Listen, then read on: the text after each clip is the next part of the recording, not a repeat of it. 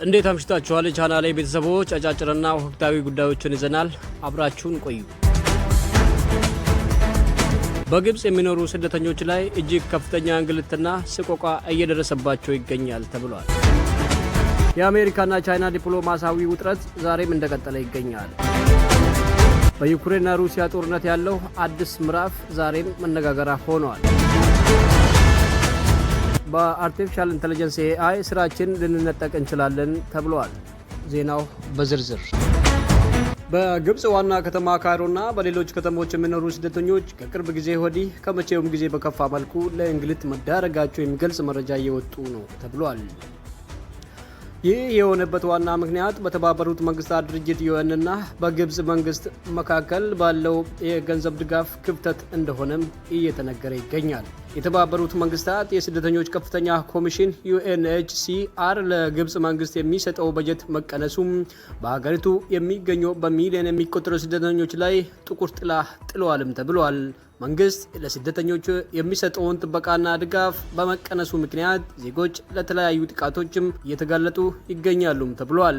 ኢትዮጵያውያንና የጎረቤት ሀገሮች ዜጎች በየመንገዱና በመኖሪያ ቤታቸው እየታደኑ ለእስር እየተዳረጉ ይገኛሉ ተብሏል። የህጋዊ መኖሪያ ፍቃድ ያላቸውም ቢሆኑ ሳይቀር በተለያዩ ሰበቦች ለእስር እንደሚዳረጉ ተገልጿል። በስደተኞች ዘንድ የሚሰማው እጅግ አሳዛኝ ጉዳይ የታሰሩ ዜጎች ከእስር እንዲፈቱ ከፍተኛ መጠን ያለው ገንዘብ እንዲከፍሉ መጠየቃቸውም ተገልጿል።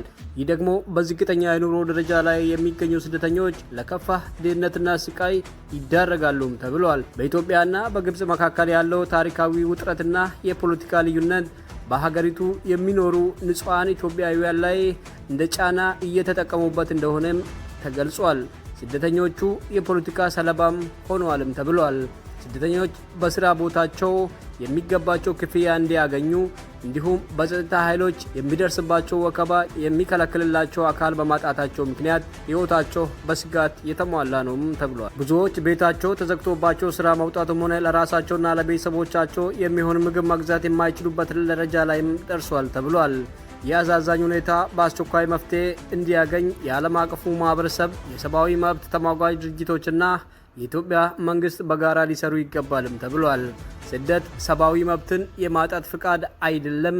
የሰው ልጅ በየትኛው ሀገር ቢኖር ሰብአዊ ክብሩ ሊነጠቅ አይገባል ተብሏል። በአሜሪካና በቻይና መካከል ያለው ከፍተኛ የንግድና ቴክኖሎጂ ፉክክር አሁንም እንደቀጠለ ነው።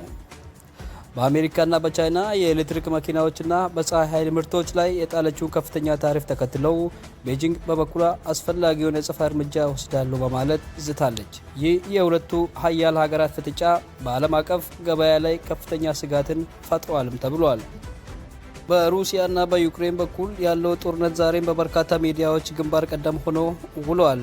ሩሲያ በዩክሬን እርጂ መሰረተ ልማቶች ላይ ያነጣጠረ አዲስ የድሮን ጥቃት መፈጸሟ ተዘግቧል። በሌላ በኩል የአውሮፓ ሀገራት ለዩክሬን የሚሰጡት የጦር መሳሪያ ድጋፍ ለማጠፍና አዳዲስ ስምምነቶችን ማፈራረማቸው በሶሻል ሚዲያ ላይ መነጋገሪያ ሆኖ ቆይተዋል። በቴክኖሎጂ ዘርፍ ደግሞ የሰው ሰራሽ አስተውሎት AI በሰው ልጆች የስራ ድርሻ ላይ ሊያመጣ የሚያስችለው ተጽዕኖ ተከትሎ ዛሬም ትልቅ አጀንዳ ነው ተብሎ ውሏል። ትልልቅ የቴክኖሎጂ ኩባንያዎች አዳዲስ የAI ውጤቶችን ይፋ ባደረጉ ቁጥር በሶሻል ሚዲያ ላይ ስራችንን ልንነጠቅ እንችላለን ተብሏል። የተከበራችሁ ቻናሌ ቤተሰቦች ለዛሬ ያዝንላችሁ አጫጭርና ወቅታዊ መረጃዎች ይህን ይመስሉ ነበረ። ለዚህ ቻናል አዲስ ከሆናችሁ ሰብስክራይብ በማድረግ ቤተሰብ መሆናችሁ